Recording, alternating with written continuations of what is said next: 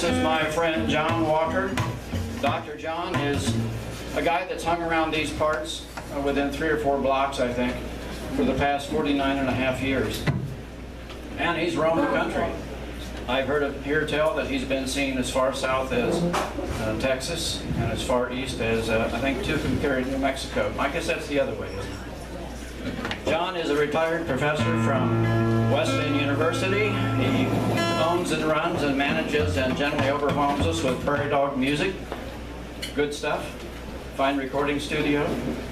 And now he's going to overwhelm us with a little guitar. Go ahead, John.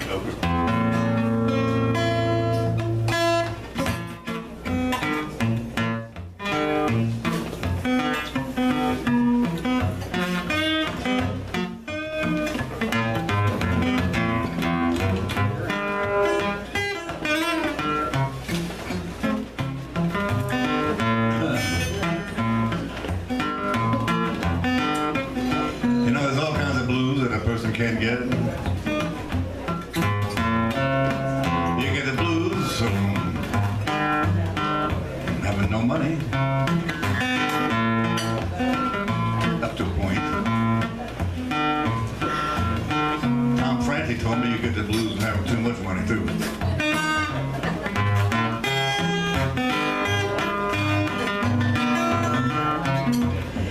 You get the blues from having no girlfriend, boys. Somebody told me one time you get the blues from having too many girlfriends too.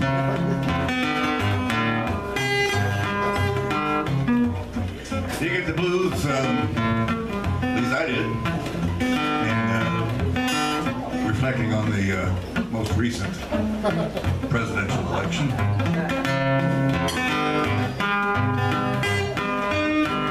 As they say in Ecclesiastes, all these things shall pass. This too.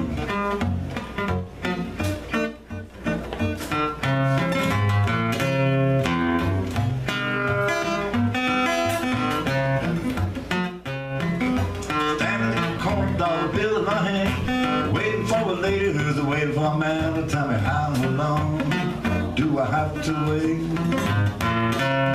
Can I get here now? Mama, must I hesitate? Ain't been to heaven, I've been told. St. Peter taught the angels how to jelly roll. Tell me how long do I have to wait? And I get you now, mama, must I hesitate?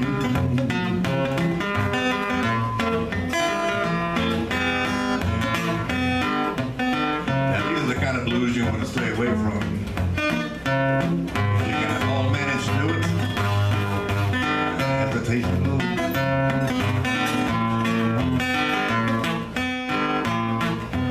Somebody throws you the ball on the basketball court. Don't stand around, wait around, hesitate. Go ahead on and shoot it yourself. Your buddies will just shoot them on something. You left them head.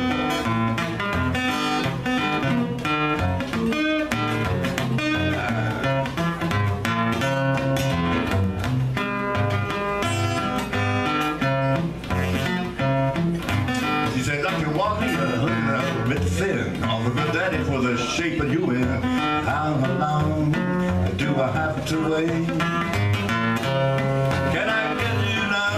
Mama, must I hesitate? Ain't been to heaven, I've been told.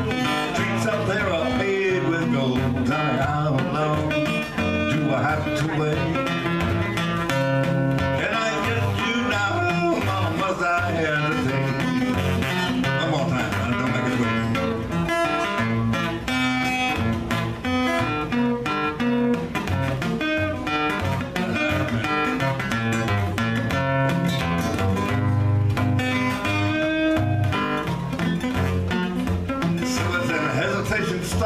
Hesitation shoes, Lordy, Lordy, got the hesitation blues. How long do I have to wait? Can I get you now? Or must I hesitate? Thank you.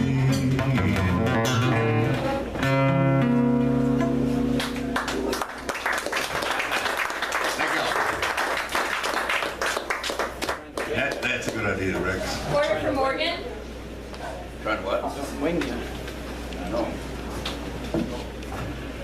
Well, thanks everybody for being here, and thanks to Rex Walton for initiating and maintaining, supporting this series. It's really a good thing to do. Thursday night at Mutawa.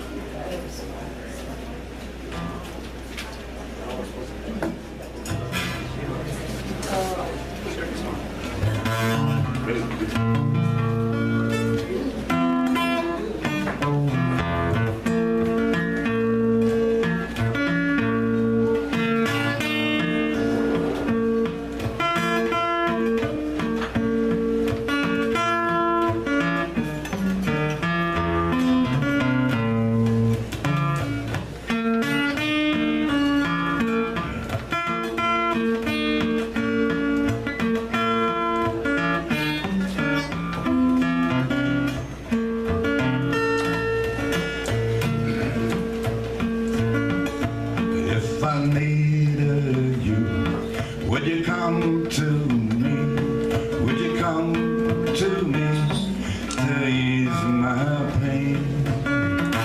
If you needed me, I'd come to you. I'd swim the seas to ease your pain.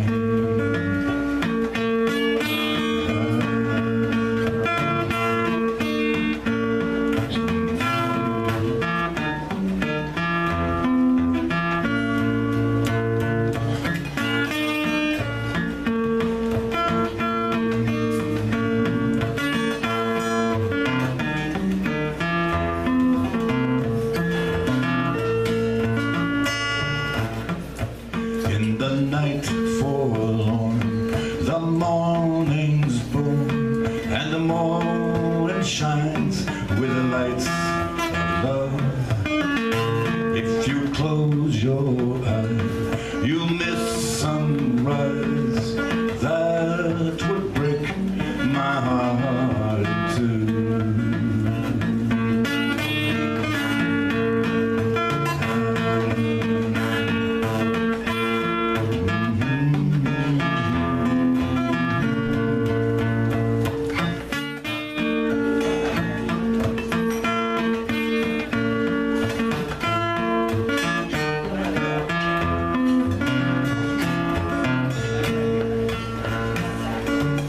The lady's with me now, since I showed her how to lay her lovely hand in mine. Luke and Lil agree, she's a sight to see, and a treasure for the poor to find.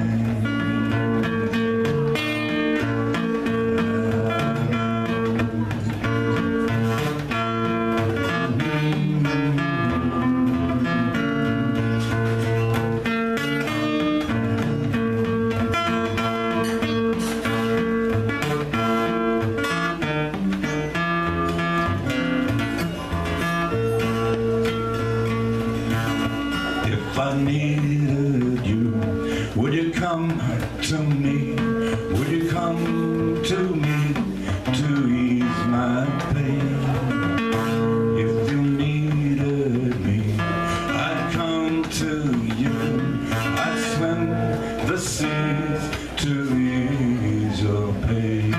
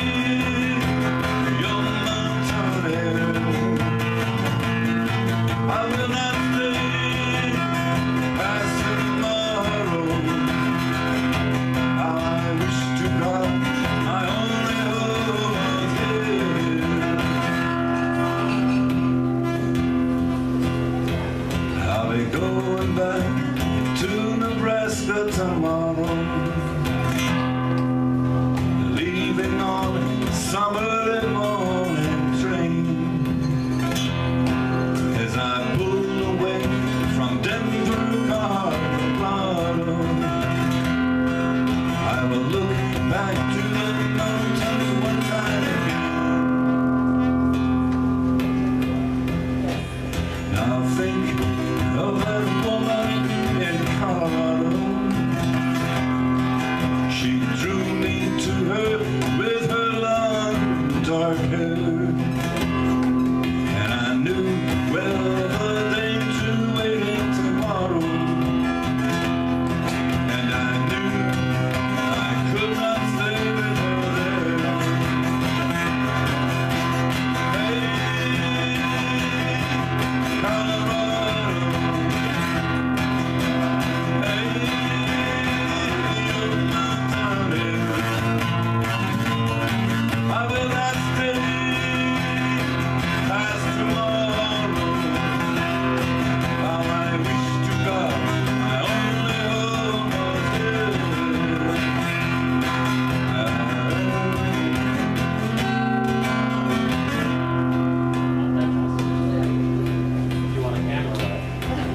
Oh, oh, you beautiful mountain rainbow. Oh, oh, you aspen in the sun. Say to me, you stay with her tomorrow. Speak to me in my Nebraska home.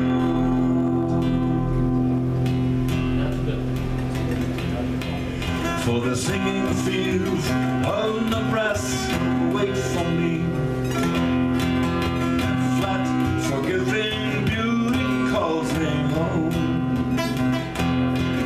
May Colorado live on in my memory, shine there someday like the morning sun. Hey, Colorado, hey, you're my town here. I will not stay past tomorrow. How I wish to God my only home was here.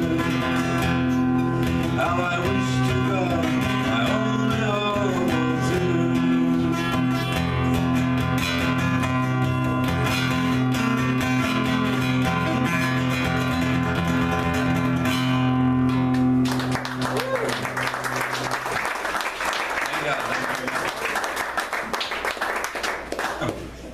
Excuse me. Got one more ringtail song? Yeah. Okay. I was thinking one more, maybe. Yeah, one more ringtail song. Ringtail. Ringtail. That's a genre. I don't know exactly what that means. Sounds a little bit obscene. It's from Rhode Island, I think. Is it? Maybe. Okay, I got some poets, writers coming right up. You guys are in for a real nice treat tonight. In addition to listening to Tom Franti read, you get to appreciate his yellow shirt. Absolutely.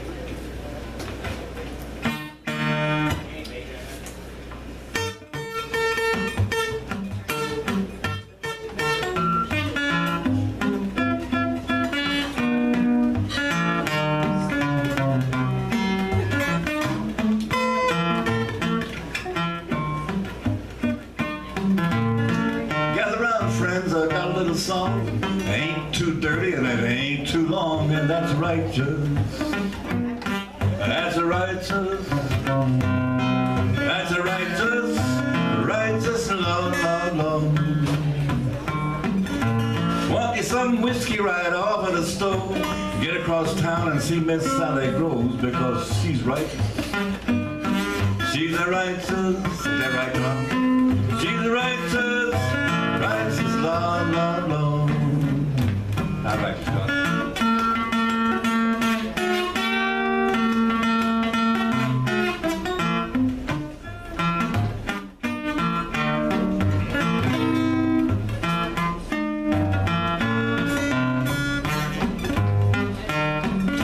I took it with a gal one time, she's all of 62. I thought that might be too old, but brother, I'm telling you, she was righteous.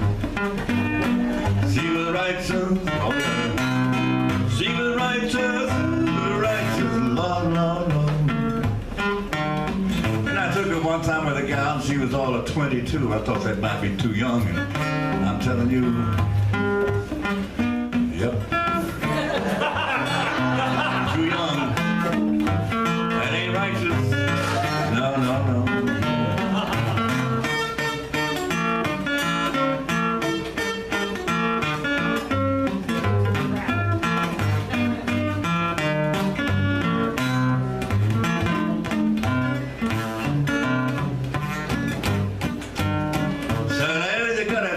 You got a little song, it weren't too dirty and it weren't too long, and that's righteous. Oh, that's a righteous. I said righteous, righteous, Lord, Lord, Lord.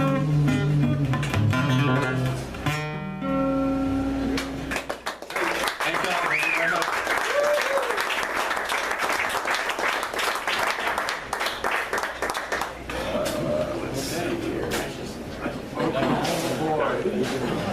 You got the volume cut down on this, or do you want to just...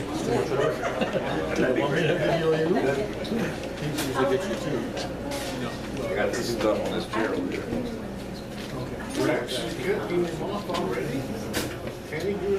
He gets to come back later after he's rested up.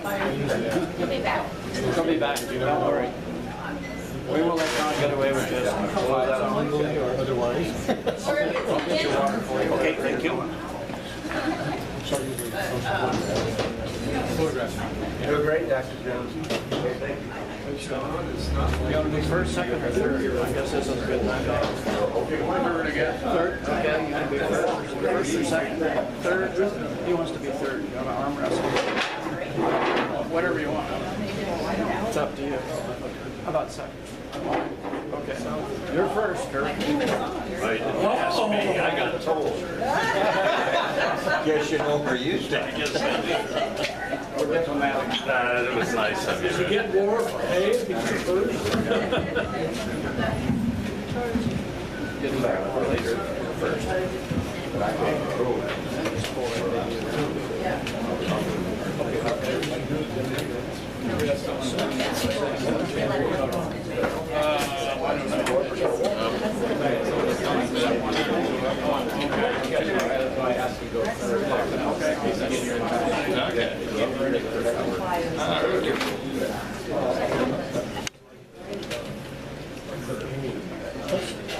You doing an introduction or do I say? Okay, well, let me get out of your road.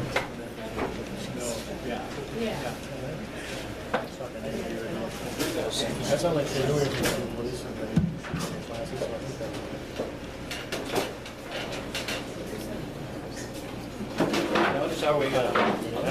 Notice how we do all this reorganization up here, and it's invisible. You don't see anything. I don't. Not from here. Thanks, John. John Walker will be back up around 7:45 or so for another 15 or 20 minutes. So just, hold your song selections. If you didn't play something that you've heard before from John, then you can write that down and keep it and hang on to it and see what happens later. Next person up is a friend of mine, Kirk Brown. We met down at the South Mill, probably through Tuesdays with Writers. He decided that he would, I guess, resuscitate his poetry skills and decided to come in. I saw what? Okay, you never know what people are like in their private moments. Well, Kirk decided to come into the Tuesdays with Writers and make some of those moments public, or semi-public anyway, as far as poetry goes. We don't always have this big an audience, but this is fun. A fun night for that. Kirk has retired recently, a couple of years ago. He was a Solicitor General for the Attorney General's office, and he spent some time there. He spent some time in Texas working, a few years, and then came back to his home state of Nebraska. This is just a great place for us to have him come in, read us some old and new poetry, and generally reacquaint us with your famous voice. Okay? Kirk Brown.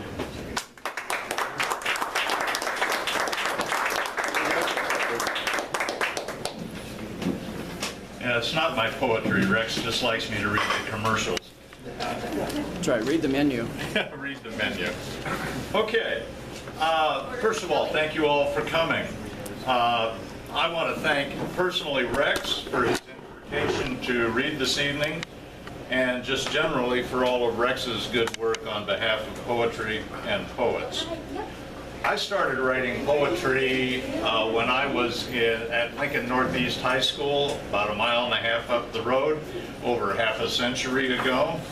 And I've been writing, despite what Rex tells you, I've been writing ever since. That's what I've been trying to resuscitate, I guess. I've always loved being outdoors and observing nature. And as a gardener, a hunter, a fisherman, a hiker, and my observations of nature over that time have informed a lot of my poetry, concepts of time, cycles, life, and death. The other subjects of my poetry are generally the emotions and complexity of human relationships. So I will start with some of my natural poems. Cardinals. On a gray, late winter morning, you step out to retrieve the paper. You hear them, but you cannot see them at first. The trick is to look for them at the very highest places, the tops of trees or poles or roof peaks. They proclaim her coming. From their high perches, the cardinals witness what we below cannot. They see spring, her hair ablaze with sunlight, walking on the horizon just at dawn.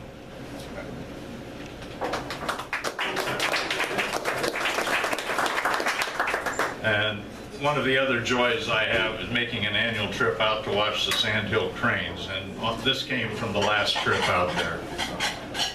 The numbers of cranes. Up from the Gulf Coast each March, they glean over 1,600 tons of corn from the fields picked last fall. And we drove for hours the gravel roads along the Platte River, glassing fields gray with them, going about their gleaning. Their bustles blowing in the breeze, their red caps catching the light, their wings flared, dancing in the fields, their warbled song filling the air for miles. Cascading from the sky at sunset, we watch 400,000 of them glide into their river beds.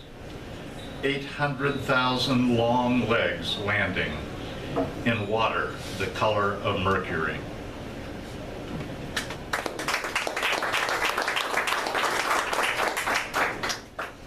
Mid-August at 10,000 feet.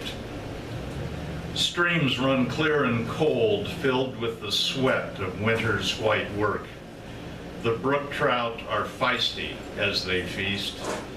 Wildflowers explode from the edges of melting drifts and spill across the warming soil. Purples, yellows, whites, reds, inky blues. Each bloom fighting time for the attention of a bee. For in a couple of weeks, the snows begin again.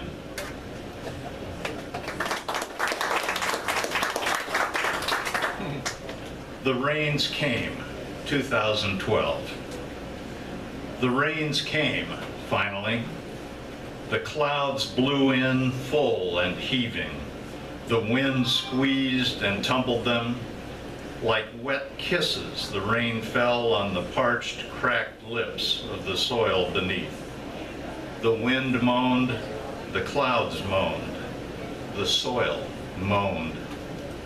And when it was over, a tinge of green spread like a blush across the still tingling flesh of the earth.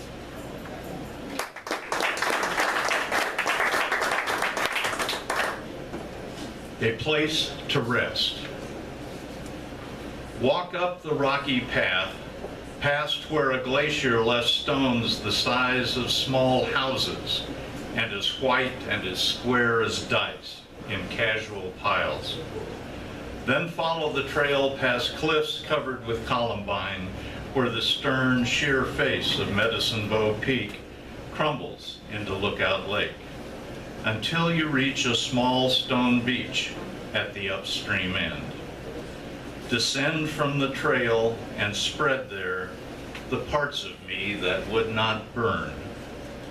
Drop me into the clear water and let me settle upon the gravel, above which the trout swim, safe from the storms that blow over the ridge in the late afternoon. This is where my troubled soul so often sat and found respite from itself.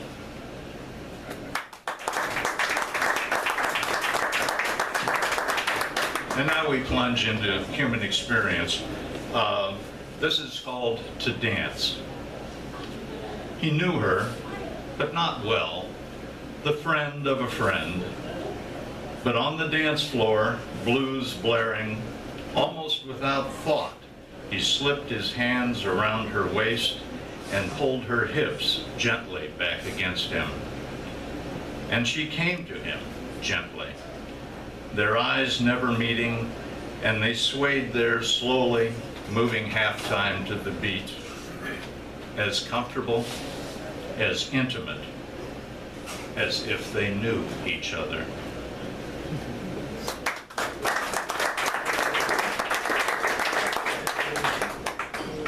Soap. Early morning in the shower, and the scent of my soap stirs a memory in the swirling steam of my awakening. A memory of her, long gone now. It was her soap before it was mine. I would bathe with it after our lovemaking. Soon it became my soap too, a choice made consciously, so that the scent of her soap upon me would not arouse suspicion when I left her and went home to my wife.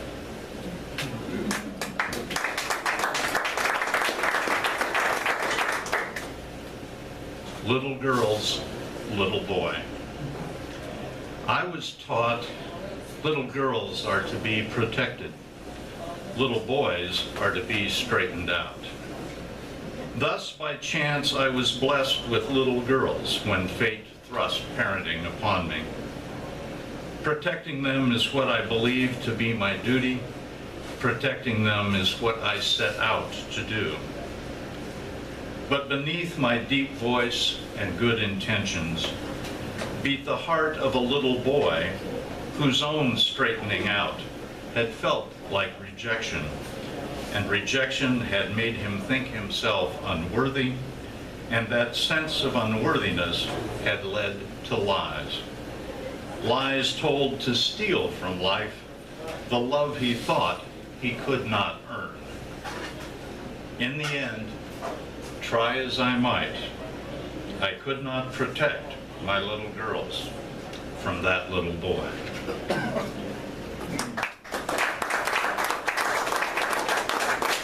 And the other thing that helps writing poetry is you keep getting older and you keep seeing things differently and having different experiences. This is a couple of poems I wrote having been with my parents when they passed. Rough draft. My mother lay there shrinking before my eyes, a tiny elderly woman being wadded up by the end of life like a rough draft about to be discarded by its author.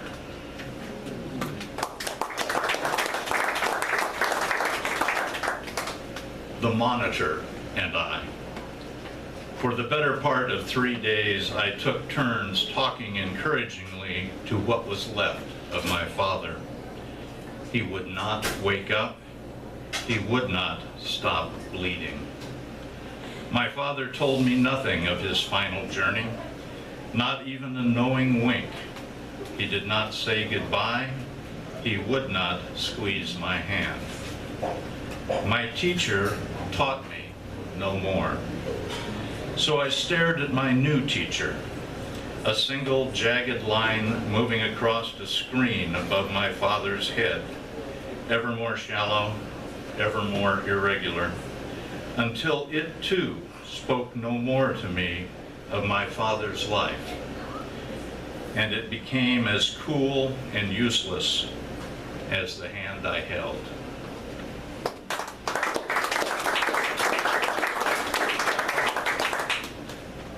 the graying gardener. I work new ground. I bury myself in the task. I bury myself with the roots of every tree, shrub, and flower. I dig little graves and place life into them. My sweat soaks the soil. There is an urgency about the work I have not known before. I no longer take for granted the next spring, the next summer, the next fall.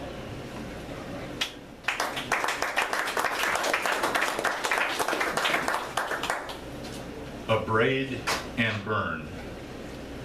When the doctor told me it was cancerous, it startled me. Yet I took it as a good sign he didn't ask me if my estate was in order. But a flaky patch of skin behind one ear was not psoriasis. Worse news than that, but not the worst news possible. I will live to suffer further medical indignities, slicing and dicing my skin into scars. I will no longer be as pretty, nor need I be. I am no longer breeding bait. I am just one of the elderly gentlemen waiting in the waiting room for a minor abrade and burn.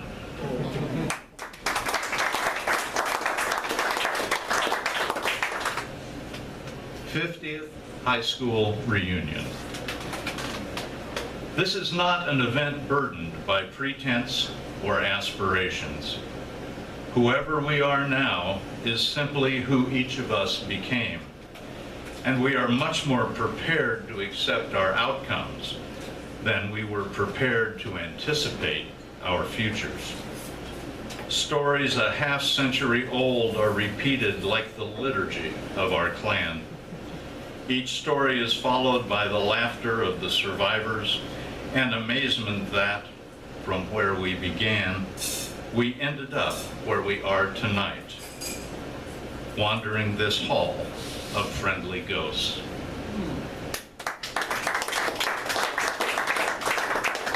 Now, as Rex mentioned, I grew up in Lincoln, but I have recently moved to Omaha, and it is amazing what a change of perspective something that simple will give you. And thus I give you hometown. There is the schoolyard where the first grade bully humiliated me. There is the field where a poorly played baseball struck my face, breaking my glasses and my nose. There is the quiet street where late one summer night we parked and a kind young woman allowed me to lose the burden of my virginity.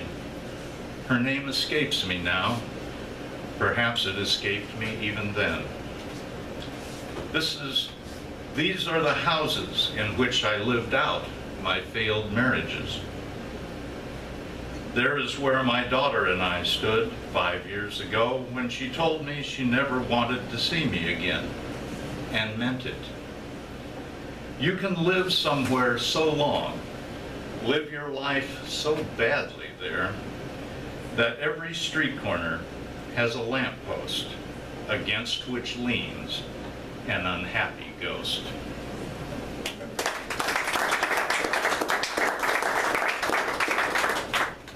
Chrysalis. I stand in my empty house staring out the patio door at the garden of my creation, the garden of my recreation, sleeping its winter sleep. The blue spruce still stand as tall as when I first met them and fell in love with how they sheltered me from the world. I was healing then. I had shed a shell of my own fabrication. I was still damp from that rebirthing, unsettled, unsteady, unsure. But here I found a task to create a garden, to discover it as I discovered myself. And the work gave me a purpose, and that purpose gave me hope, and the hope gave me strength. The garden is done now, and to a great extent, so am I. I will miss the daffodils in the spring and the parade of blooms that will follow in their season. But my soul feels steady now. My wings have dried and I extend them, having found a kind breeze upon which to float away.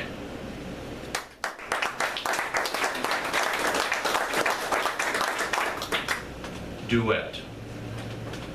For months now, maybe years now, the floor on my side of the bed squeaks. I noticed it most in the morning as I dress in the dark, the floor whining every time I shift my weight. My body has awakened, but your body desires more sleep, and I so want that sleep for you. Blessed rest, safe rest. Yet despite my concern, the squeaking floor has never awakened you. Perhaps it is a morning lullaby, a soft duet sung to your slumber by my aging feet and the aging floor.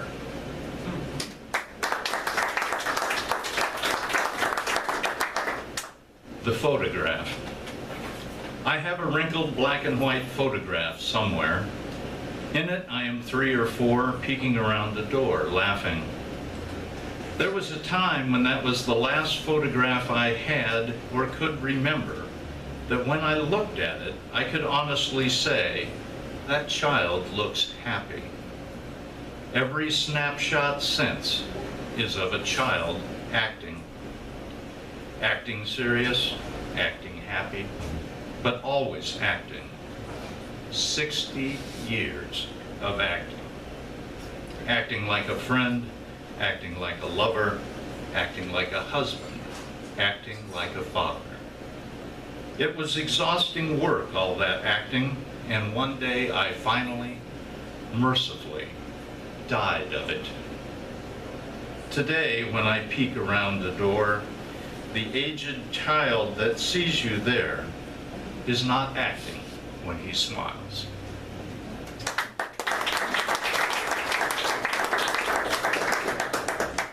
An unearned thing. I wish I could sing a song of my happiness, compose an ode to my contentment. But where, for decades, they were for decades merely dreams I chased but never caught. I was so uncertain of my place in life I could not make a home with anyone. That was then, and then now seems a long time ago. I no longer ask each stranger I meet what role I might play to please them. I no longer make love to earn love. I accept your love as an unearned thing, and my peace flows from that alone.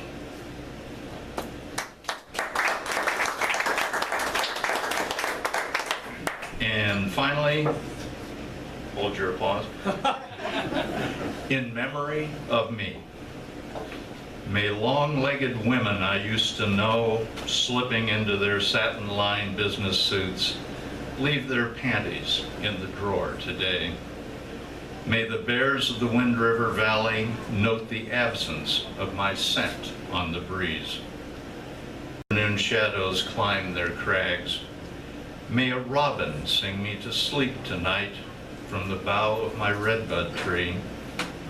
And may the sun set softer on those I love, in memory of me.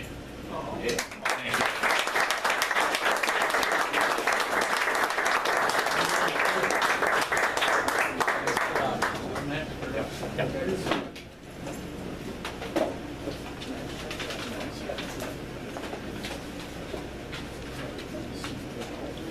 Let's have another hand for my friend Kirk Brown.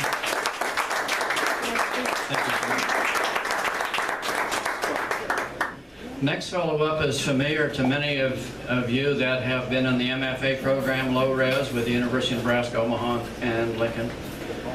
It meets just a few times a year down at the Lead Center in Nebraska City, and then those individuals seeking a degree have to fire off their poetry electronically to somebody like Bill Trowbridge, who brought a lot of experience with him when he came to the program. He hangs out with lots of friends of ours, Karen Shoemaker and a number of people that teach and have taught there.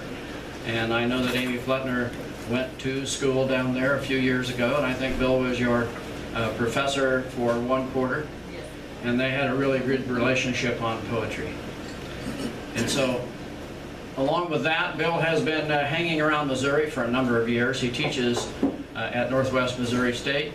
He drove up today. I'm very appreciative that he would drive up and see us all the way up in Nebraska.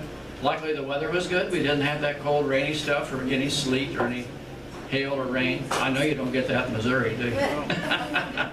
So, Bill has published a number of books, 6 books and a number of chapbooks, and been published in a number of magazines.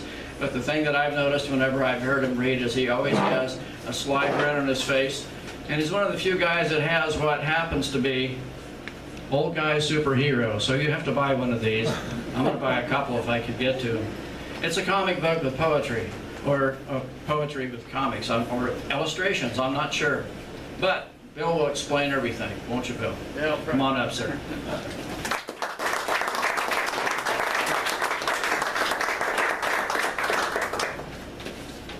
Well, thank you, Rex, and thank you all for being here. And yes, I did do a comic book, I'll confess right now, and I got a wonderful professional illustrator from Omaha, Tim Meyer, to do the superhero illustrations. So my publisher was nice enough to go to great extent to make this look exactly like a comic book.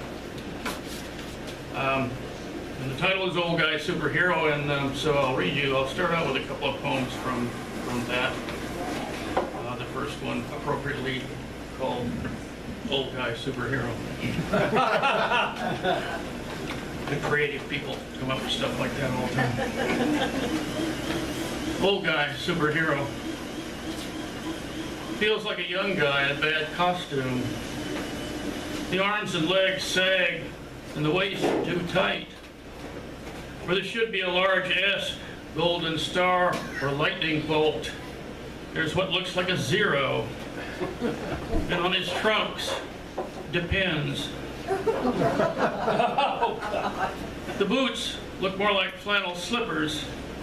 Some louts made off with his super hearing and x-ray vision, leaving only an amply ear and Coke bottle lenses. Like certain sheep, he doesn't fly so much as plummet. He hasn't smashed through a good wall or door since before he can remember, which is a little after breakfast. Speeding bullets and tall buildings must now be turtles and molehills. He has no fear of an erection lasting more than 4 hours. But he's depressed and often flatulent. His best tactic, the long wait, accounts for the demise of many a foe. That, or rambling on and on and on and on, which can paralyze from as far as 10 feet. He's not handsome like Clark Kent or rich like Bruce Wayne, but in the prolonged run, he can be a deadly opponent if he doesn't mix you up with someone else.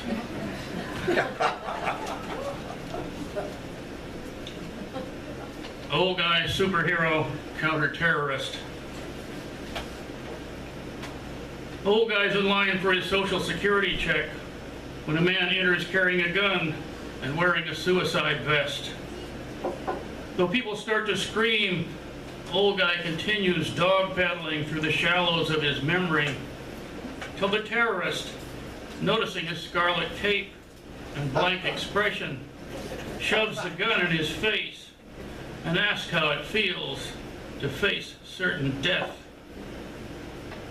Same as usual, says old guy.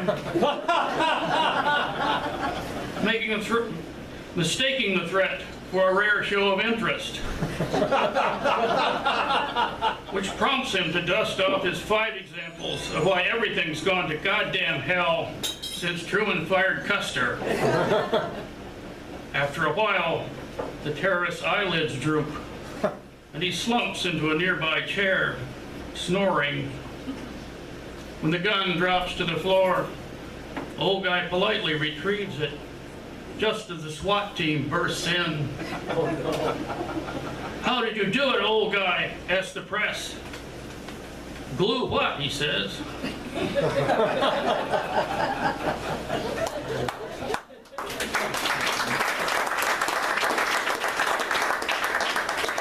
There's many more old guy adventures in the comic book. The rest of the poems I'm going to read are from my new book called Vanishing Point, which is also here on the table. This next one's called Last Words. You all thought about that? You have your last words ready, because you never know when you're going to need them. So just a little coaching on my part. If only for those you leave behind don't get forced to cram and get cut short. Like poor Max Baer, who noted, "Here I go." Or Pancho Villa, pleading, "Don't let it end like this. Tell them I said something." Ibsen, hearing friends outside his room agree that he seemed better, had only time to sit up and announce, "On the contrary." Then drop dead. Beware the blind side, where you made it part like William Barton Rogers stopped midway through his commencement speech at bituminous coal. Or Dylan Thomas telling his White Horse Tavern buddies, "I've had 18 straight whiskeys. I think that's the record." Or Union General John Sedgwick, confident, "They couldn't hit an elephant at this distance."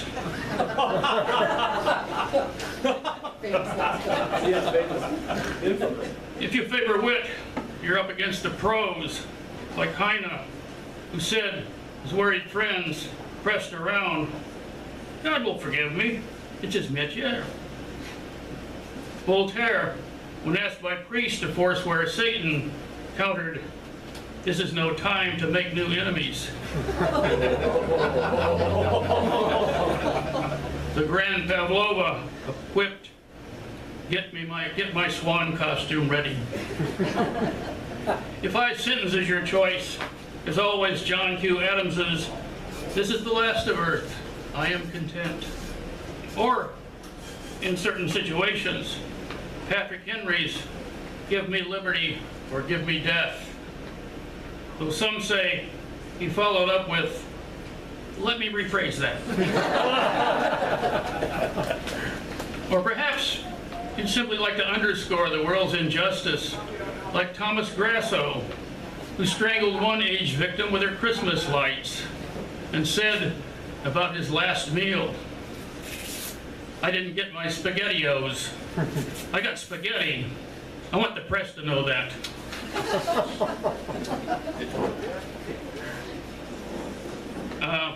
Have you all been on the Tilt-A-Whirl? Remember the Tilt-A-Whirl, the deadliest ride in the amusement park, it seemed to me. You know, I grew up in Omaha, and I used to go to Playland Park in Council Bluffs and hit the Tilt-A-Whirl, and every year I would try to defeat the Tilt-A-Whirl, and there I would be up chucking at the end of the Tilt-A-Whirl. It speeds you in a circle on a wavy platform and at the same time whips you around inside that circle, wheel within a wheel, to quote Ezekiel. Each year I tried to master its gyrations, only to regurgitate with my corn dog and cherry Coke my youthful self-assurance. This dated wry contraption I now read can be a model for chaos theory. The spins of that inner circle, erratic as the bully who beat me up 3 days in a row on my way home from school. "Guess," he smirked when I asked why. "I thought he was a nice man," said Killer Perry Smith, right up to the minute I cut his throat. In Italy, a guy was killed by a pig falling from a balcony 2 stories up. Neighbors dined on free ham afterwards. He was Jewish. Some zealot plugs an Austrian archduke, and the world heaves up 8 million corpses. "Hang on tight," the attendant shouts, as we brace for gravity's blind side.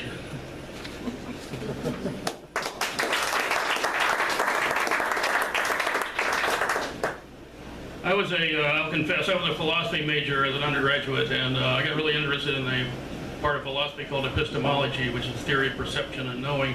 And it always struck me, our perception changes the world as we move around. The buildings get smaller or bigger as we move back and forth. There's still a vanishing point, and it travels with us. And the horizon doesn't really, the sky doesn't really meet the water when you're looking at the ocean, but they do, to you, tell me that you are, and I am too.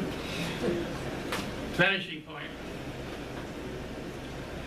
I learned in an art class, 2nd grade, how to make my crayon portraits of our house, posted by Mother on the fridge, look more real. How the nearest corner of a square looks taller than the farther ones. How 2 parallel lines begin converging as the distance grows, till they vanish into the horizon, which changes as we turn inside the cone of our cognition, which moves each time we move, like Harpo mirroring Groucho in Duck Soup. It smacks of Plato's cave, this mortal dunce cap that shapes the world for us, keeps our cares life-size, and shrinks to indefinite, to far away, like Wounded Knee or Auschwitz, or those figures keening in the streets and deserts on our living room TV.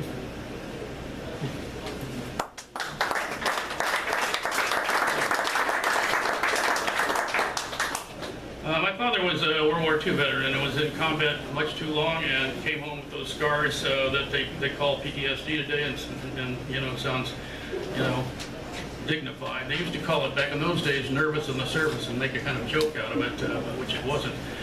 But at any rate, you've probably seen films of the GIs coming home after World War II. They came in by boat on a ship, in the New York harbor, and there would be huge crowds of loved ones and children and everything waving them in, and a big sign usually on top of a building saying "Welcome Home."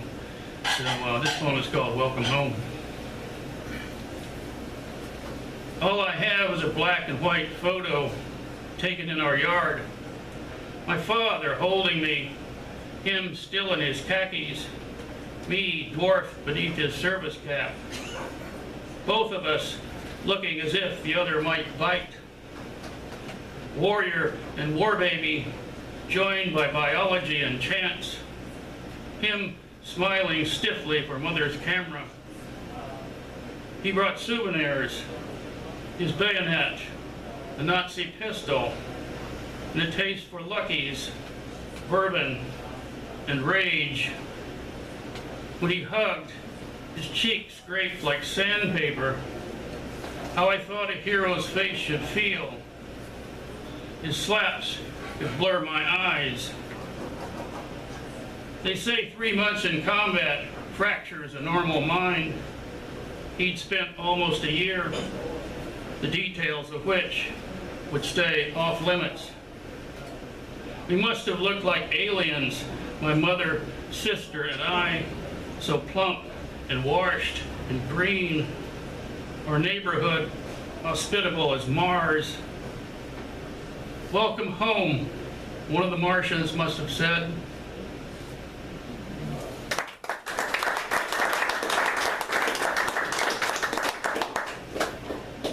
In 1845, one Rear Admiral Sir John Franklin and a crew of 124 embarked to find the Northwest Passage. The passage so you could go from Atlantic Pacific without going the really tough way around, what is it, Cape of Good Hope, Cape Horn, I could get some mixed up. And anyway, it went through the Arctic region, and all of them died. And when word came back, he was still declared a hero of the British Empire for, nice try, John. They were defeated.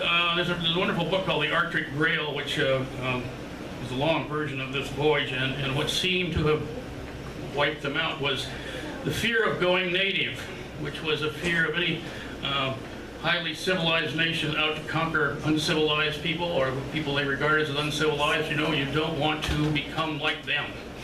That's the worst thing that could possibly, if you're in the British Navy on the kind of spearhead of civilizing people, you don't want to buckle under. Remember what Mutiny on the Bounty, remember what blew Mutiny on the Bounty? They got the Tahiti, man, and all that hula and all that stuff in there.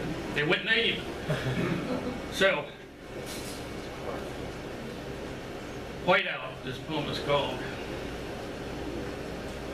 For fear of succumbing to the ways of savages, the officers eschewed blubber for tin meats that leaked lead from the seams, refused parkas, choosing flannel coats that got soaked, then froze.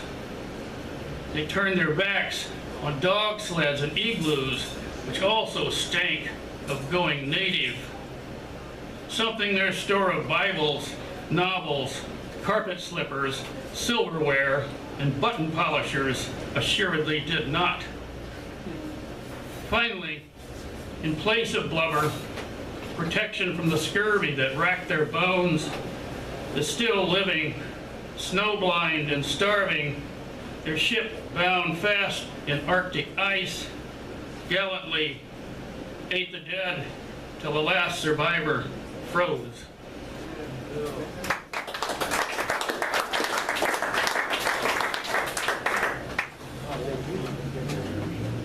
Wordsworth once said that children come from heaven trailing clouds of glory.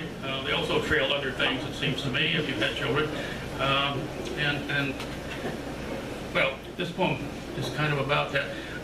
Some of you I know sent your box up and 25 cents out to Battle Creek, Michigan to get the really great stuff that you get. You know, you have to eat that awful goddamn cereal for like a week. And anyway, this poem is called Send 25 cents plus 5 box stops. Not from Oz or Never Never Land. This was real world. Battle Creek, Michigan, the source. The first mail I got that wasn't a birthday card from Grandma or a year's subscription to Boy's Life, picked by Uncle Al. There, in our mailbox, a brown paper package ordered by me, delivered to my 4-block universe after my reverse fast on 5 lousy boxes of kicks and a month-long vigil.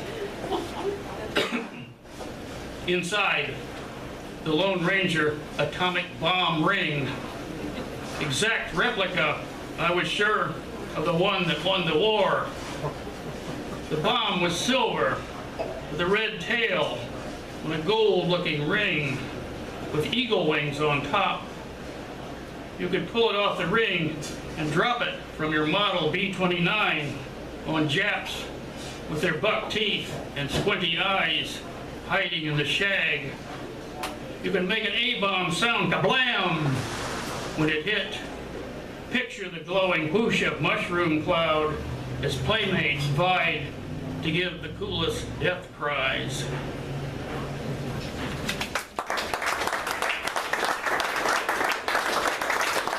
Thank you. So kids aren't always that nice.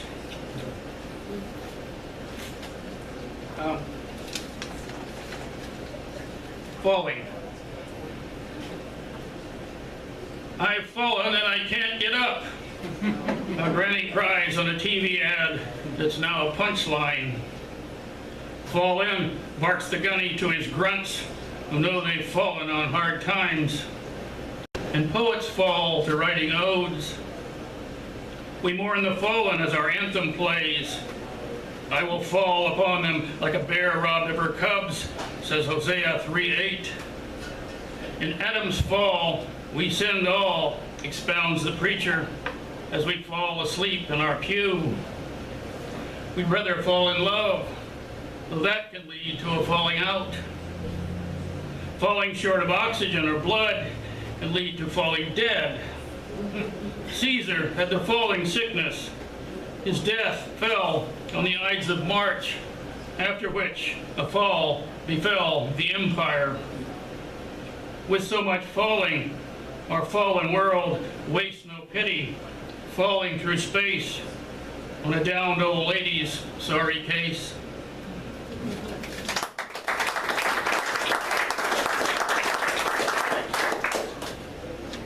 Snipe hunt. Anybody remember that? They were scouts and sent out to look for snipes. They don't exist if you're you young kids out there in the audience don't know this, but snipes aren't know that snipes are actually birds, but they're not said to be birds. They're some kind of mysterious animal. You're supposed to. The older hikers send the young stupid kids out to find them. They get all messed up. Snipe hunt. On a night camp out, 2 old scouts, junior high age, handed us tenderfeet, sticks, and gunny sacks, and sent us into the woods to hunt for snipes, which they said, smirking, were winged and sounded like piccolos. We took it as our mission, like those who sought the Northwest Passage or Machu Picchu. Would snipes be tamed? Would we win a special merit badge? Instead, we got mosquitoes and the scorch of poison ivy, plus a chilly douse of old boy yaks. Our welcome to the club that failed to find the bacon stretcher, souffle pump, sky hook, striped paint, canine pea spray. Let that be a lesson, our parents said, who learned to trust in what they had. The mortgage, faded sedan, steady work, prepaid plots. So we mowed the lawn, washed the car, wrote our book reports on Silas Marner. But after bed, sometimes we'd hear past our row of streetlights, snipes thronging skyward, moon-dappled, piping their extravagant song.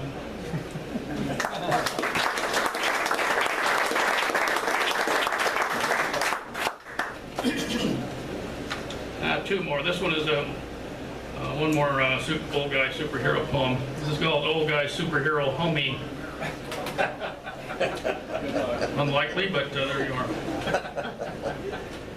Old guy's on his way to the convenience store for a beer and a Slim Jim, but takes the wrong street and winds up in the barrio, where he's spotted by a carload of low riders who buck the car over the curb at him, stopping an inch away. The old guy's mind strayed back to when he could piss his name in dry concrete. But his blank stare is taken as mad dogging. The lowriders admire his big cojones and decide to make him a member.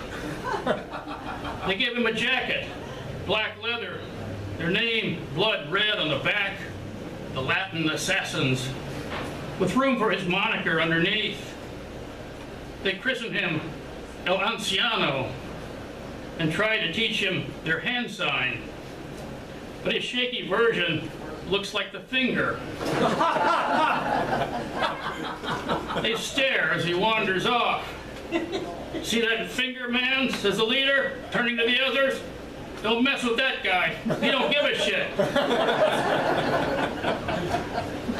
Soon, a cop stops old guy and asks where he thinks his gang ass is going. Old guy understands this as a request for his new gang sign. After he flashes it, a nurse says, "Try to drink this." But as he heals, word of old guy's ballsy gesture to the system feeds the legend of El Anciano, Fist of Fire.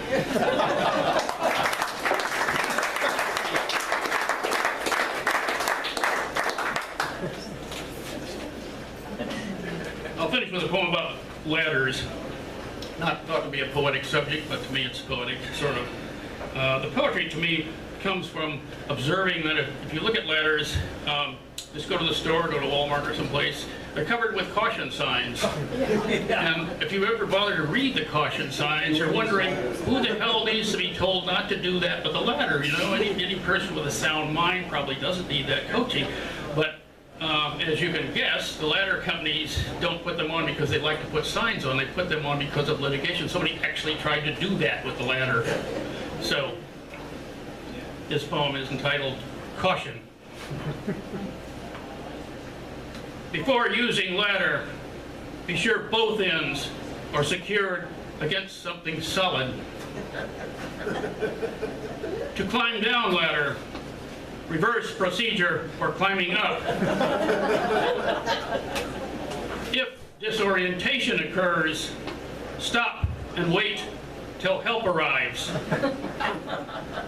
To reduce waiting time for help, call out, "Help! Help! I'm on this ladder." Do not use ladder to provoke oncoming motorists or attempt to board their vehicles. Avoid direct contact with eyes. If experiencing low self-esteem or other anxiety near ladders, say, "Get back, you ladder," 3 times. If ladder is found in rectum, contact physician immediately. Thank you.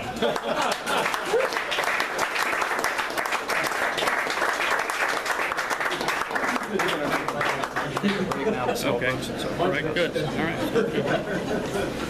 Let's have another hand for the ladder specialist.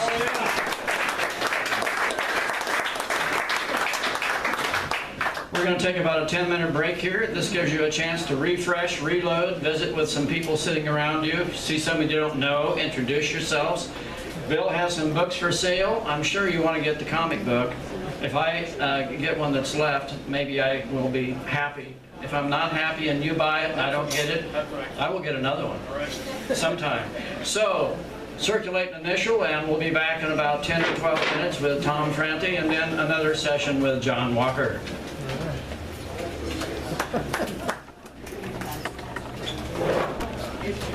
It's honey.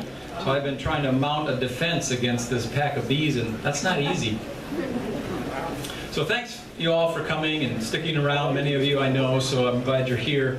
Particularly Dr. John Walker, who sings some of the best country blues around. And I noticed Bill's not here, but we need to give him another round of applause. I didn't know. Oh, there he is. Hey, Bill. Somebody forgot to remind him that this was a reading for poetry, not comedy, but, you know, he nailed them both. I'm going to read some material I've never read before in public, so many of you won't be familiar with this. And I'm going to read longer poems, because normally in open mics I've got just a few minutes, so I read shorter poems that you can kind of get a story told. But these poems are a little bit longer, and you'll kind of see a progression maybe in style and in ability and skill on what the poem does, because I'm going to span 30 years of writing. This first poem was written in 1984, back in my 20s. You know, most of us start writing poems with rhymes in them and couplets and stanzas and all this, so that's what this is. And this was from the perspective of a 25-year-old. The title of the poem is Eating Mountain. Jack spat hard. I'd kicked his ass, throwing wall darts with his favorite knife. He didn't take kindly my timely advice. Best shoot brass or 8-shot charge.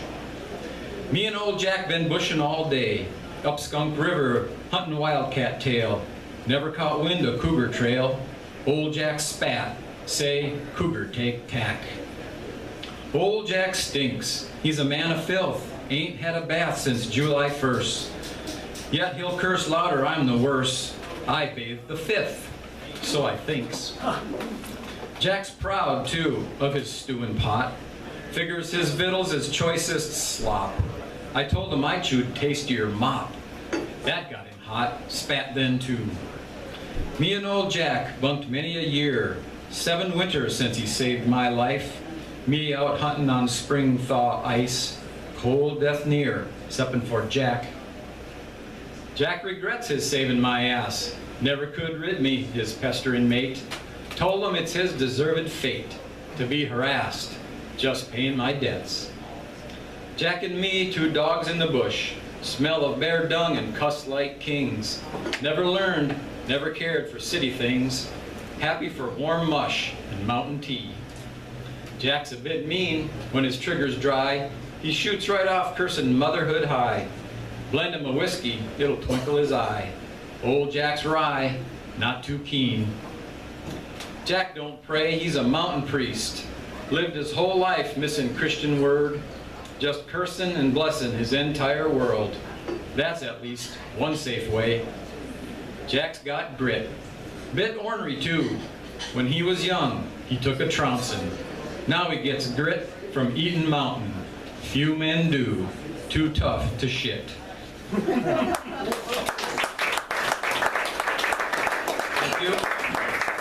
So that poem had about as much rhyme in it as you could find, or I could fit in. And that was kind of the style of writing I used back in those days. Then, strangely enough, about 1989, this next poem came along, which had no form, no stanzas, very little rhyme, but it had a whole different feel to it. Free verse, images, some hidden meanings, metaphors. It's entitled, A Night Walk for Water. A night walk for water was granted to me when Grandpa took me to gather old wooden pails for him, new canvas for me, twine ties and tin dipper, and oak stabs we would yoke for the carry. But no need for lanterns. The moon and stars would take care of that.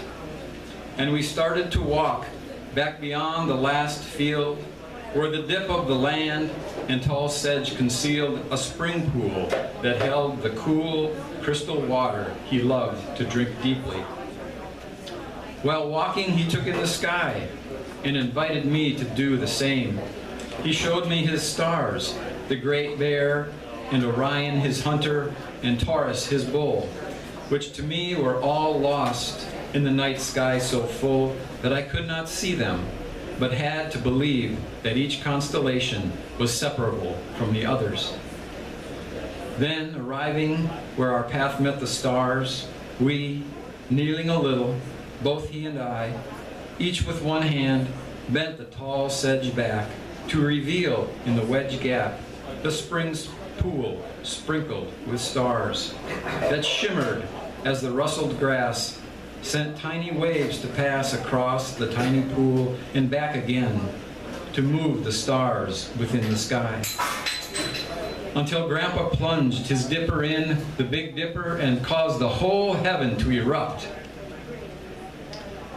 Then filling wooden pails for him and canvas pails for me, we did not talk, but listened to the water pour the falling stars to fill the pails, and splashed the stardust liquid on our hands and feet and faces as we sipped a dip or two.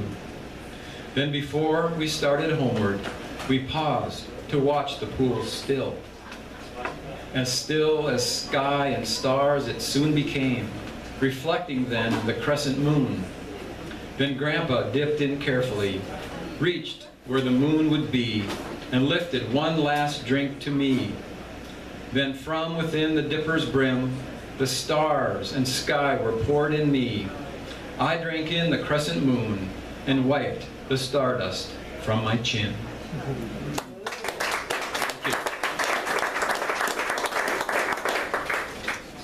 So that's not really a true story. It just kind of came out. It sounds true, maybe. It kind of is like an initiation experience of someone, right? You kind of, at the stars poured into you. It's kind of cool. So that was about 89. The next poem I'm going to read is from 2009, so a little bit later. And this poem has been read in public before, but not by me. Every Thursday I go to a book club group at my church, and we read various books relating to theology and science and psychology, which is what we're reading now, or almost anything. And I'm there each week, and each week I read a poem at this meeting. Some of them based on the readings we're doing, if I can come up with something original, or I dig back in my archives. But I've been doing that for a number of years. And one of our members died a few years back, John Baker, and before he died, some weeks before that, I asked him what was the favorite poem I've ever read at our meetings, and he named this poem. So at his funeral, this poem was read to honor him, and I couldn't make the funeral, so another friend read it for me on his behalf. This poem goes a little deeper with the images and the involvement of narrative and the people and telling a story. The title of the poem is Bon Voyage. It was the 7th straight day of rain, and we were all getting tired of the vigil. Grandpa's request to get out of the rest home, back to the barn for his final days, seemed romantic at the time. Now, after spending a week in the dusty haymow, locked in by the rain, on the last request of a dying man seemed far from biblical, even though we were in the ark. Grandpa's greatest achievement in life was building his barn. It was the biggest barn in Stoops County. The barn raising took 3 days.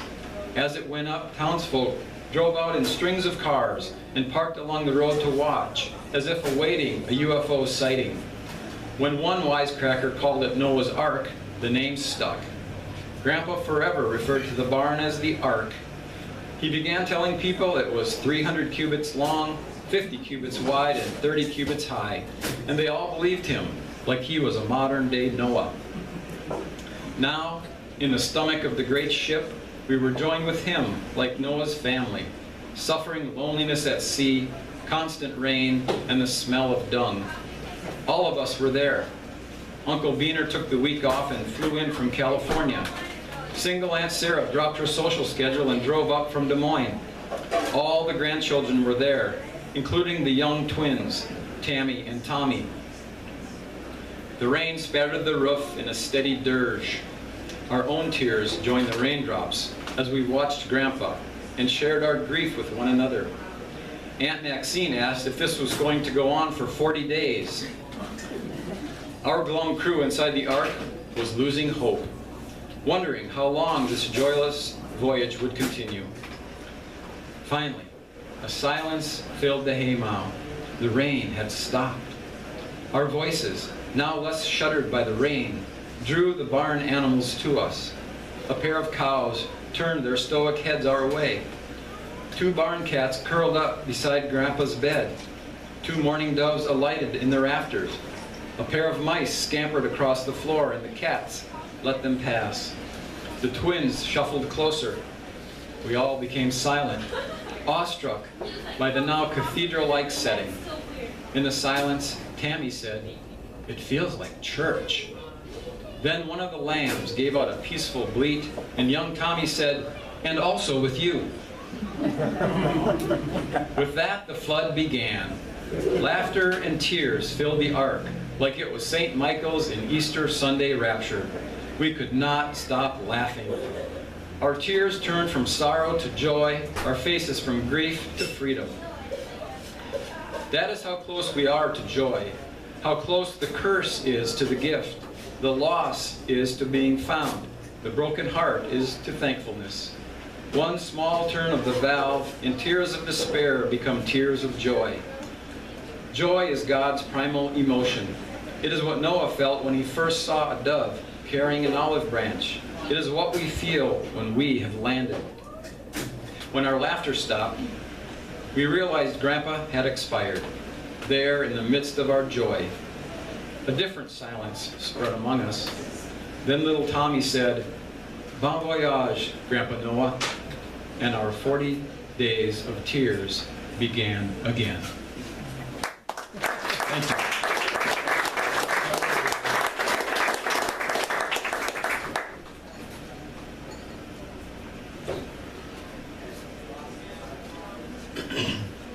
So Rex mentioned also I've been writing some novels, and my good friend Paul Baker is here, who's helped me in this regard for the last several months as a mentor and also as an editor, and thank you, Paul.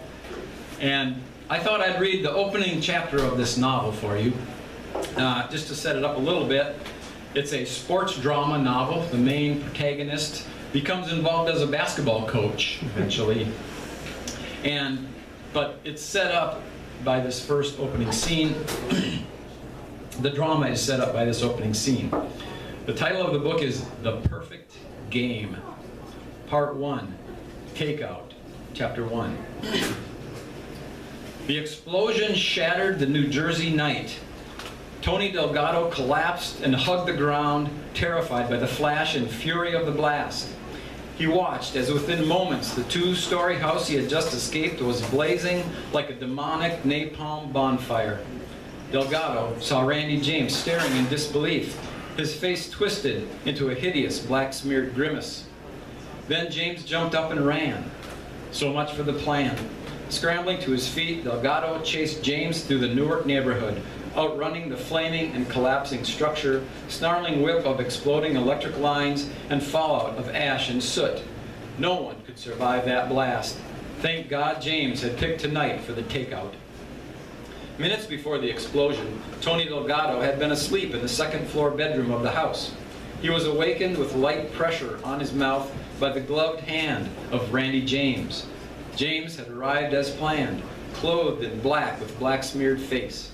Delgado, already wearing black jeans and t-shirt, put on an oversized black jacket and ski mask, then followed James as they reversed their path through the safe house, exiting through a basement egress window into the cricket calm August night. They crawled elbows and knees across the backyard, hidden by the shadows of hedgerow, yard fence, and outbuilding, out of sight of the lone car on the front street of the 58 Delancey Street home. Tony was a target. James had told him so. 2 days ago, Tony noticed an unfamiliar car parked in vigil across the street from the safe house. Since that morning, when James confirmed the threat, Tony had not left the house nor slept.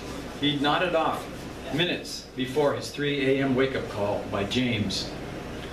Tony caught up with James when he stopped running in front of a one-car garage tucked along a dirt alley.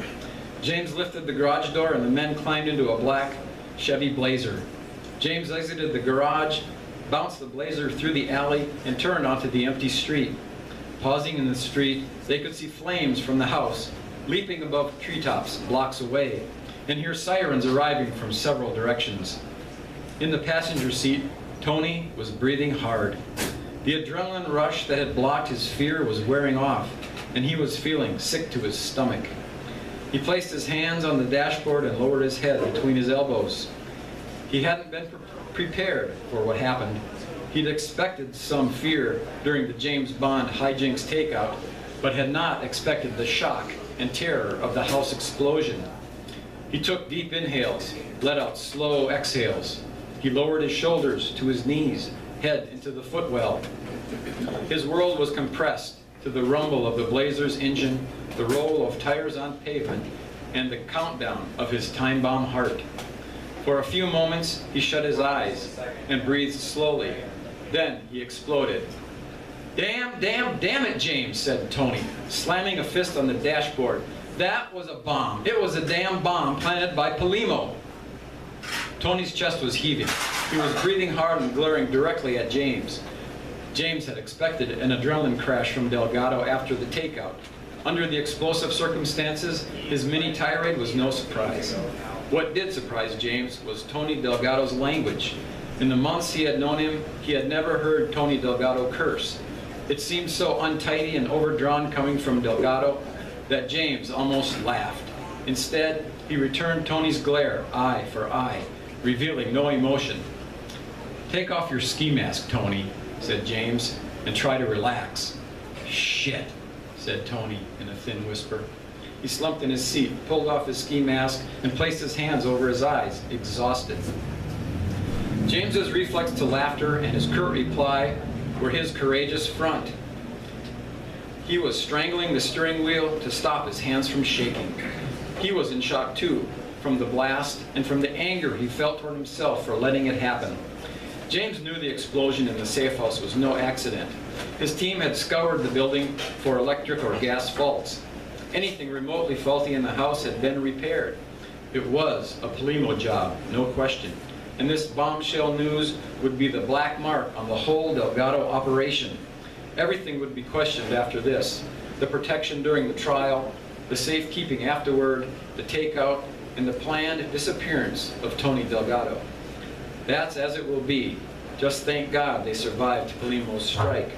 It was only strike one. They were still in the game.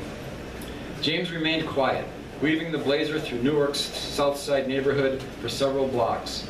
He could sense uneasiness in the streets. More house lights were on than 3 a.m. would warrant.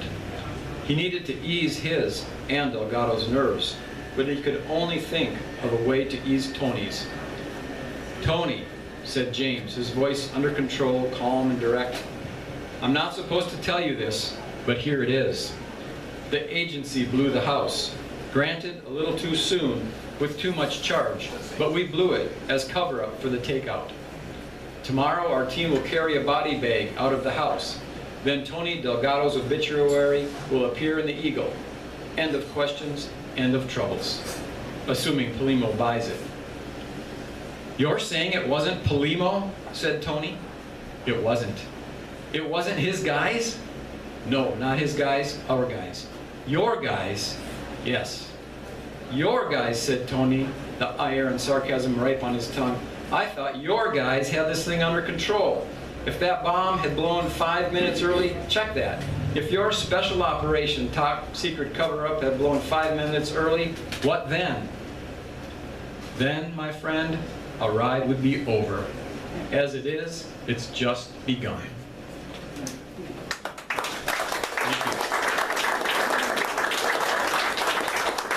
So that's the opening scene, and the next part of the chapter goes on to how he gets relocated to a new location and a new job and all the drama that entails.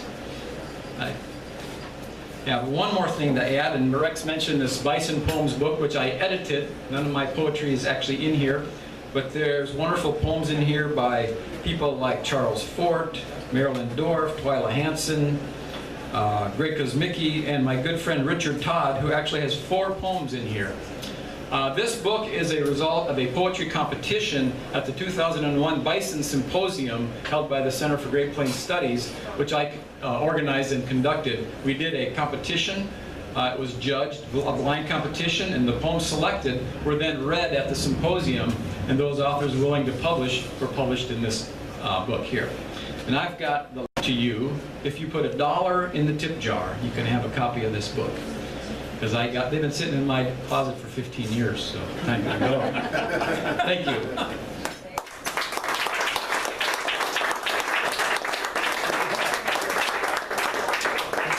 The tip jar.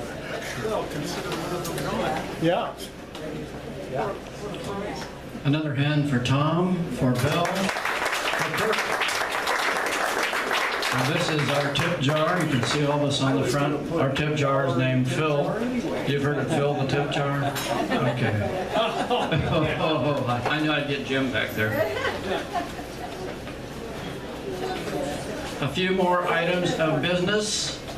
Our favorite musician of the night, probably the year, my friend John Walker will be up shortly. Decade. And then we will have our benediction poem. As you know, this is Bill Clefcorn's coffee house. He spent many a day over there from about 12 till about 2 or 2:30 with his friends Leon Satterfield, etc.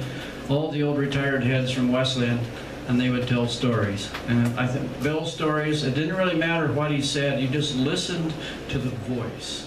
And it was amazing. He could read the menu and people would stop at tables around and watch and listen.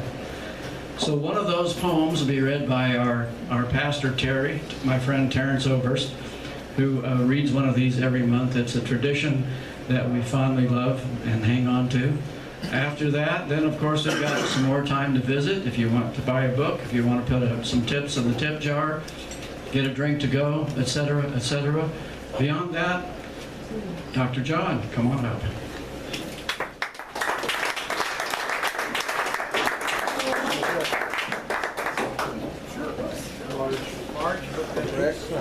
Rex, start that tip jar.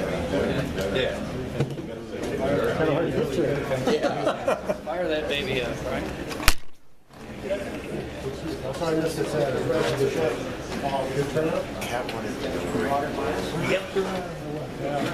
It's been a long day. It's still fun doing it. Yes, I do. Well, thanks for coming. Enjoy yours. We don't enjoy yours anyway.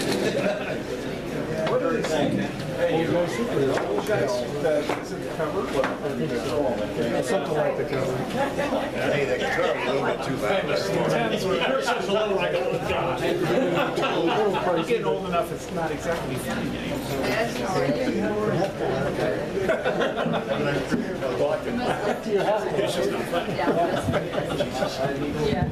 laugh to keep from crying. So true.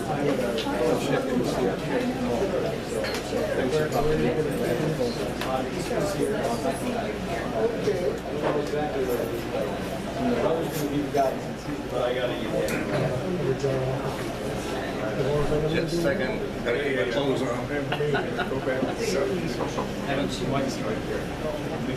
Check.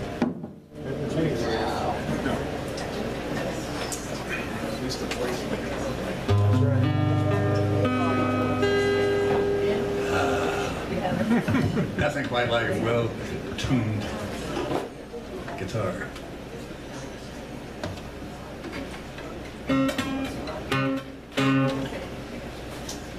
Reverend Moulton, you ready? Fired up. Where you going?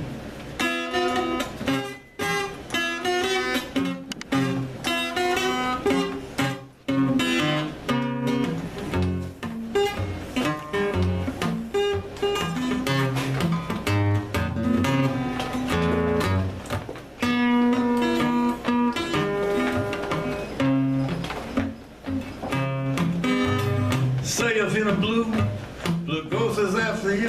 Come to see me, baby, that's the one thing you should do. Come to see the doctor, get a prescription now.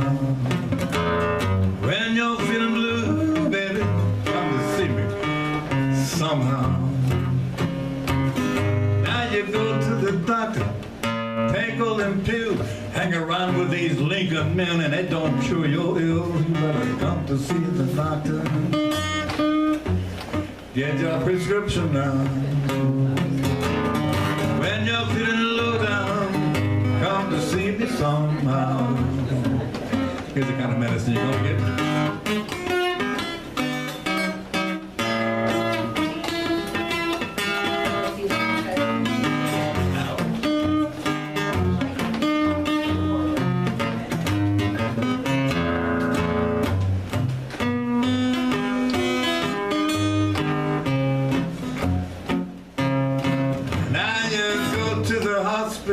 Take all that aspirin too. See your physician 6 times a week. And it don't cure what's ailing you. Come to see the doctor. Get your prescription now. Call now when you're feeling blue, baby. Come to see me somehow.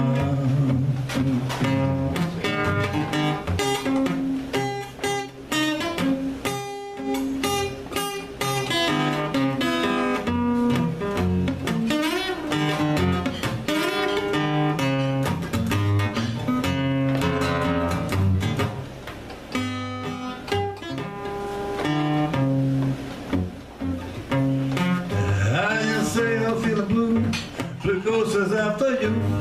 Come to see me, baby, that's the one thing you should do. Come to see the doctor and get your prescription now. Cause now when you're feeling low down, come to see me somehow.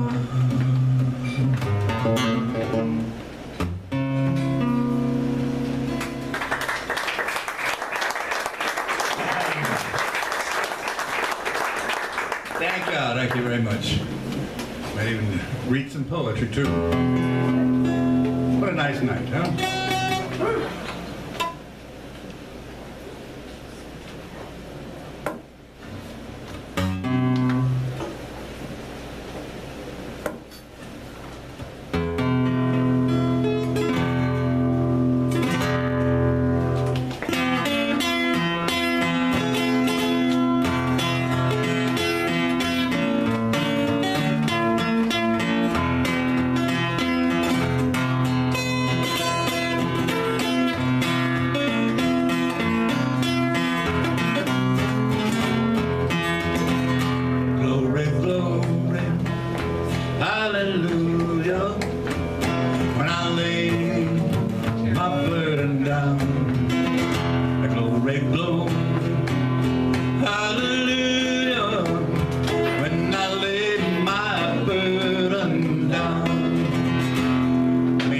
This tune is a real simple one.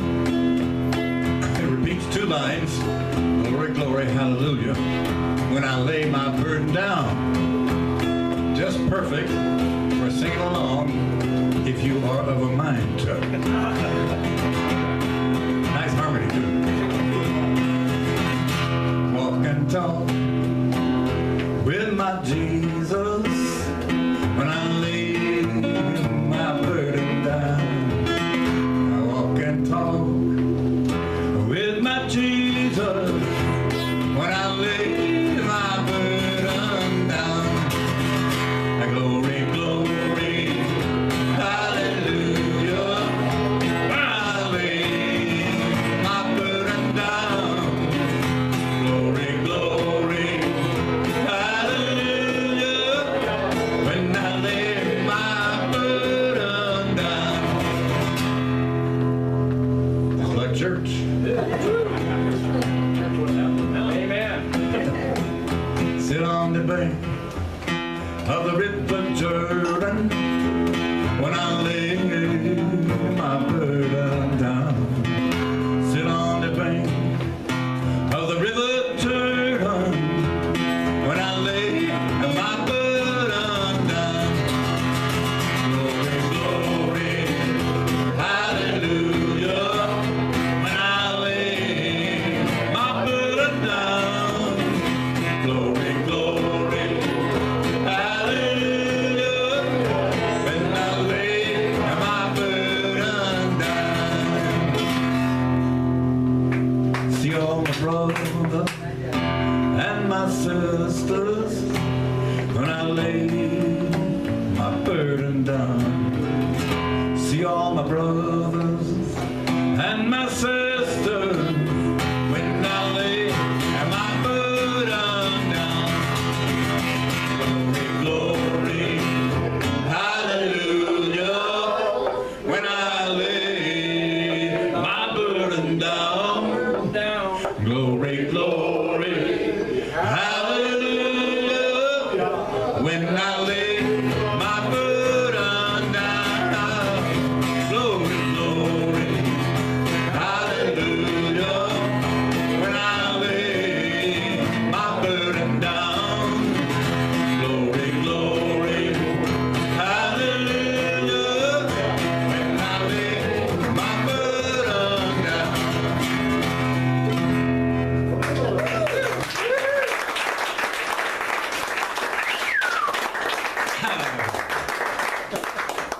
Amen, brother.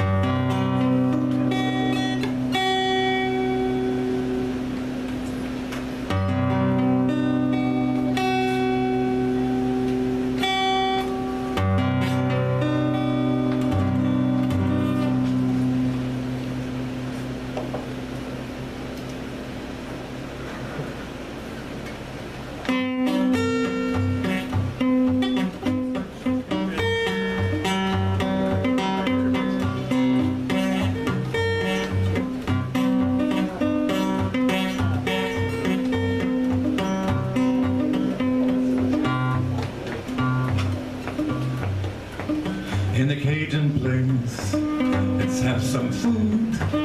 Let's ask each other, what's wrong with you?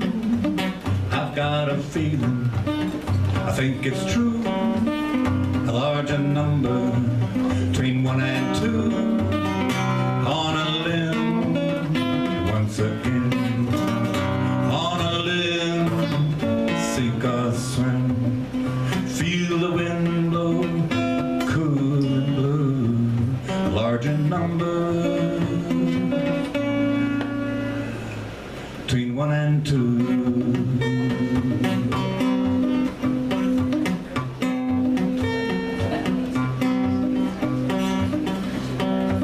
She says, do you want to just be friends? Do you want to fall in love again? Do you want to drown, rise again? Do you want to go down, sink or swim? On a limb, once again. On a limb, sink or swim. Feel the wind blow, cool and blue.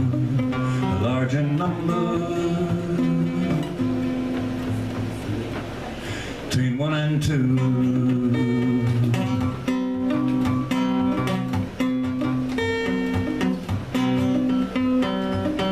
I got a letter just the other day, locked up in Cleveland, so they say. She wanted to be somebody new, and what she wanted came to be true. On a limb, once again, on a limb, sink or swim, feel the wind blow, cool and blue, a larger number, between 1 and 2.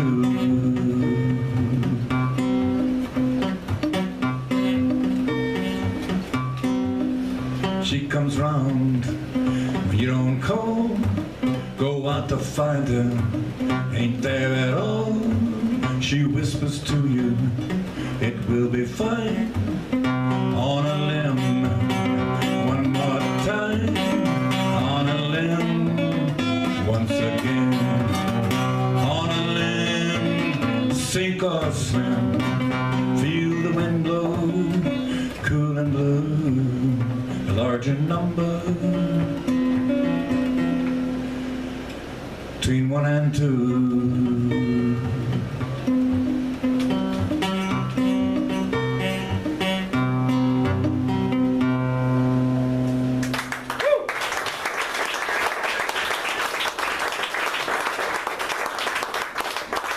Thank you. Well, it's getting close to 8 o'clock here. And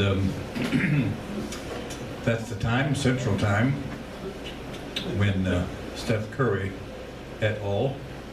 Begin to dismantle the Cleveland Cavaliers. So I got to get home to that.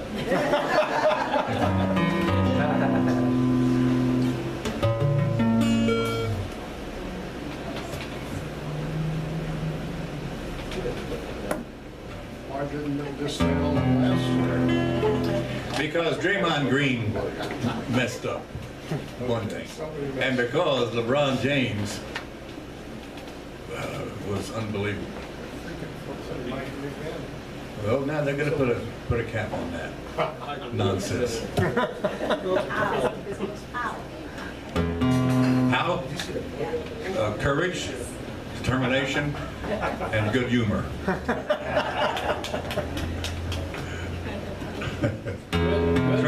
Traits, all of which Steph Curry has in abundance, as far as I can see. One more? Yeah, child of God. Okay. All right. Let's see if I can remember it.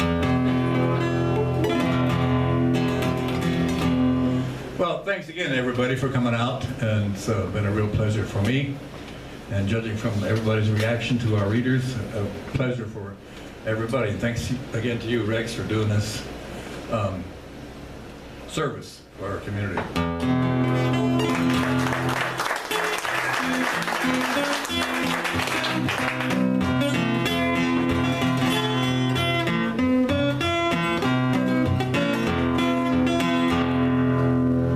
If anybody asks you who I am, I am. Anybody asks you who I am, tell them I'm a child of God.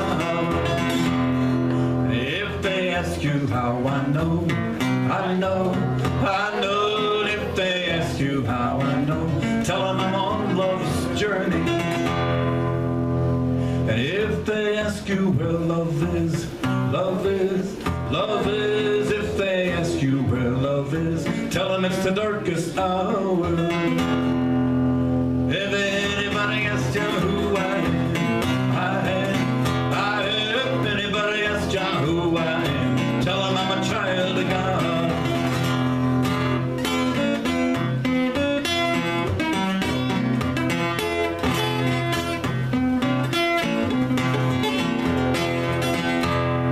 If anybody asks you where I'm from, anybody asks you where I'm from, tell them I'm from Mother Earth.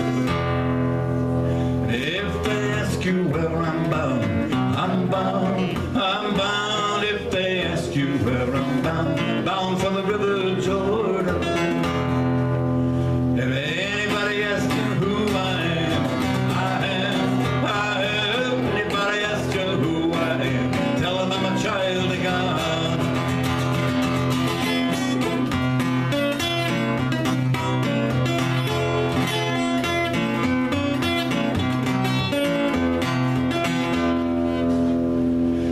anybody ask you where love is, love is, love is. Anybody ask you where love is, tell them it's the darkest hour. If anybody asks you who I am, if anybody asks you who I am, tell them I'm a child of God. And if they ask you how I know, I know, I know. And if they ask you how I know, tell them I'm on love's journey. Tell them I'm on love's journey. Tell them I'm on love's journey. Good night, everybody. Thank you.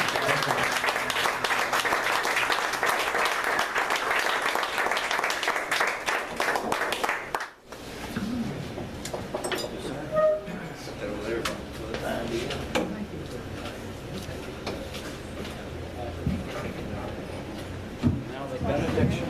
Benediction.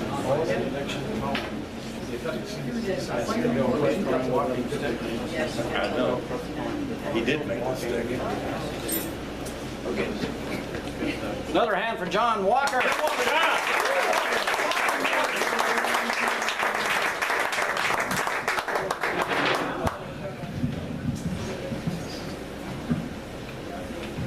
And now for the finale, finale, depending on where you're from. My good friend Pastor Terry will read the benediction poem from the Big Book. Well, what a great evening. Dr. John and Kirk and Bill and Tom. Wow. Thanks for sharing your creations. Since it's the Adventist summer and it's baseball season again, I'm going to read a poem by Bill on baseball. Now, it's called Town Team. The team is Attica, Kansas, and the census, I do believe, is like 637. And it's a poem about middle-aged or so ball players who are rather rotund. So I will read it. It's called Town Team. The local jocks back home in Attica seem more than amply snug. At first base, a stomach extends itself to scoop a low throw, like a gun slug, from the dust. The shortstop moves like a sweet fat fairy to his right or left, his sneakers leaking ball bearings. Outfielders jog for several days to their positions, pivot like bloated ballerinas, doff their caps, then jog for several days back to the dugout. The infield is a squat and puzzle-gutted chain, round-faced and red, that chews its tongue and spits practically perfect daisies. The pitcher trembles the mound with a head shake. He wants another sign. The catcher, wide as a sand crab, sweats marbles. At the plate, a batter settles into his stance like a tender, untapped keg. Thanks a lot.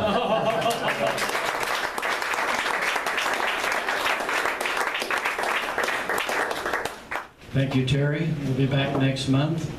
Meanwhile, be sure and stop in here for a really great meal. Fun times. Don't forget that Saturday they have the famous annual park. I think they block off this whole street. There'll be all kinds of things going on. Thank you to especially Bill for coming all the way up from Northwest Missouri someplace. Kansas City. Kansas City. That's close to Northwest Missouri for them. I appreciate that very much. We've had a great time with him and with Tom and with Kirk.